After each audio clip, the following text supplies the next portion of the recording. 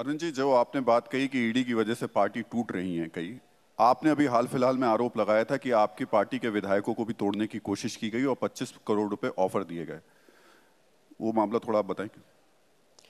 ये कई बार इन्होंने कोशिश कर ली, ये पहली बार नहीं है, उसके पहले भी इन लोगों ने कोशिश की है।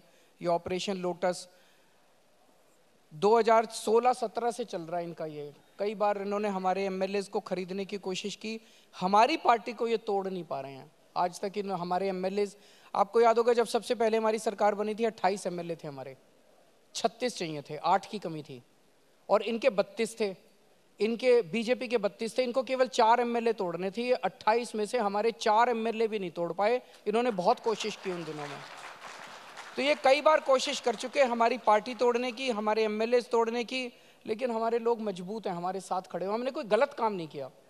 राहुल जी, आज अगर किसी पे ईडी का, सीबीआई का शिकंजा होता है, अगर वो दोषी है, अगर उसने गलत काम कर रखा है, वो तुरंत बीजेपी में चला जाता है और उसको फिर सारी फाइलें उसकी रफा दफा हो जाती है।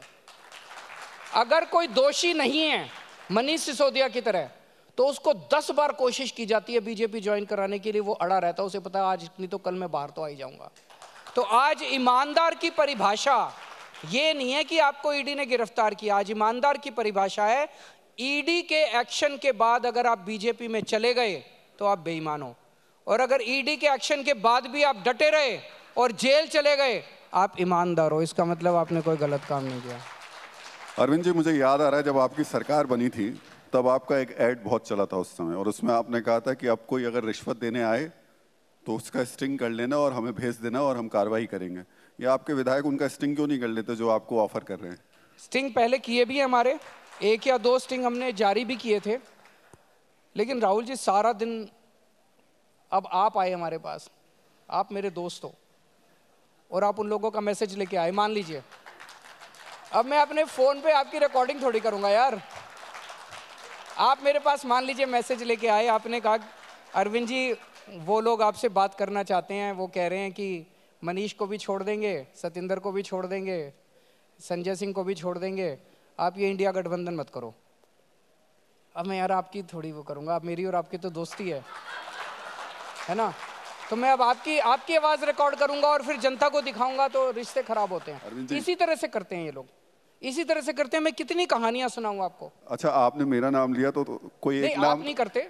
कोई एक नाम तो बता दीजिए, कोई एक नाम तो बता दीजिए जो ऑफर लेकर आया हो आपके पास और कहा हो इस तरीके से। वो इम्पोर्टेंट नहीं है। इम्पोर्टेंट ये है कि इस टाइम देश में चल क्या रहा है।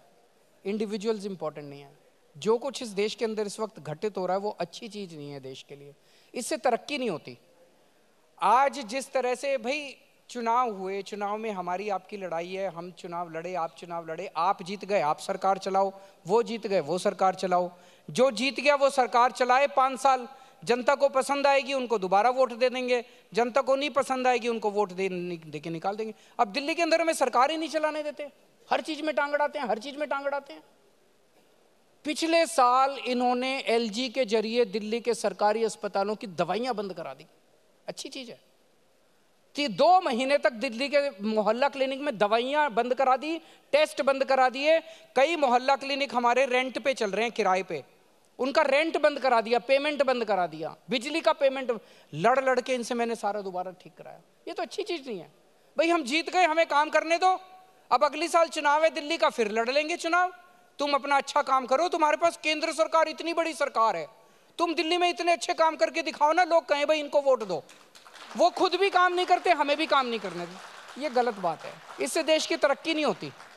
अरविंद जी, पॉलिटिक्स पे मैं बाद में आऊंगा, थोड़ा सा डेवलपमेंट की बात कर लेते हैं क्योंकि आपने 3 कोर इश्यूज बताए थे। आप जब अस्पताल की बात कर रहे हैं और आप आयुष्मान जो कार्ड है और अपने मोहल्ला क्लिनिक की तुलना कर रहे हैं, दिल्ली हाईकोर्ट को क्यों कहना पड़ा कि दिल्ली में 3 करोड़ की आबादी में सिर्फ और सिर्फ 6 सीटी स्कैन मशीन्स हैं दिल्ली के सरकारी अस्पतालों में? ये देश की राजधानी की स्थिति है। अब देखिए राहुल जी, सारी चीजें जरूरी नहीं है कि आपको खरीदनी हो। बहुत सारी चीजें आप प्राइवेट सेक्टर के साथ पार्टनरशिप में भी करते हैं। हमने दिल्ली के अंदर एक योजना लेके आए हैं, डाक स्कीम है हमारी। डाक स्कीम के तहत आप किसी सरकारी अस्पताल में जाते हो, आपका अगर कोई टेस्ट 48 घंटे से ज़्यादा का टाइम मिलता है, मान लीजिए आपने कोई टेस्ट कराना है और वो कहते हैं 3 दिन बाद आना, 4 दिन बाद आना, या आपने कोई सर्जरी करानी है और वो कहते हैं कि आप 1 महीने बाद की डेट देते हैं। तो हमने ढेर सारे प्राइवेट अस्पतालों को एम्पैनल किया हुआ है। डॉक्टर आपको वो लिस्ट देगा, आप बता दो मेरे को इस अस्पताल में जाके कराना है, उस अस्पताल में जाके आप अपना टेस्ट करा लो, उस अस्पताल में जाके आप अपनी सर्जरी करा लो, सारा रिम्बर्समेंट दिल्ली सरकार देती है। तो लोगों का ख्याल रखते हैं, किसी को भी हम वंचित नहीं होने देते इलाज से। अगर सीटी स्कैन कम है मशीन, जरूरी थोड़ी है कि मैं सारी मशीनें खरीदूंगा। मैं प्राइवेट सेक्टर के साथ अगर पार्टनरशिप करके अपने लोगों को अच्छा इलाज दे रहा हूं तो इसमें कोई बुरी बात नहीं है। आपने बिजली की बात की, आपने कहा कि जो 4 लाख मेगावाट बिजली हम लोग बनाते हैं, 2 लाख की सिर्फ डिमांड है, बाकी 2 लाख कहाँ जाती है? थोड़ा उसको आप डिफाइन कर पाएंगे, बता पाएंगे कि अगर वो 2 लाख बिजली का इस्तेमाल अरविंद केजरीवाल को करने को दिया जाए तो क्या स्थिति बनेगी? नहीं, बिल्कुल करेंगे। बेसिक जैसे दिल्ली और पंजाब में किया। मैं बड़ी बड़ी बातें करूं तो कोई फायदा नहीं। दिल्ली के अंदर भी बिजली की अवेलेबिलिटी की प्रॉब्लम नहीं थी, इंफ्रास्ट्रक्चर की प्रॉब्लम थी। दिल्ली के अंदर तो मैंने और सत्येंद्र जैन ने खड़े होके, जैसे अपने घर में काम कराते हैं ना, गली गली के अंदर ट्रांसफार्मर खराब पड़े थे, तारें टूटी पड़ी थी, तारें गल गई थी, वो सारी रिप्लेस कराई हैं। इंफ्रास्ट्रक्चर को सुदृढ़ किया है। लोकल फॉल्ट होते थे बहुत ज़्यादा, कभी ट्रांसफार्मर उड़ गया, थोड़ा सा वोल्टेज ज़्यादा है, कभी उड़ गया। इन सारी चीज़ों को ठीक करके दिल्ली के अंदर 3 साल के अंदर हमने 24 घंटे बिजली कर दी। उसी तरह से पंजाब के अंदर बिजली ठीक की है। तो देश के अंदर भी जब हमारी मोटा मोटा डेटा ये बताता है कि देश में बिजली की अवेलेबिलिटी की प्रॉब्लम नहीं है, मैनेजमेंट की प्रॉब्लम है, उस मैनेजमेंट को ठीक करेंगे। इंजीनियर हूँ IIT का।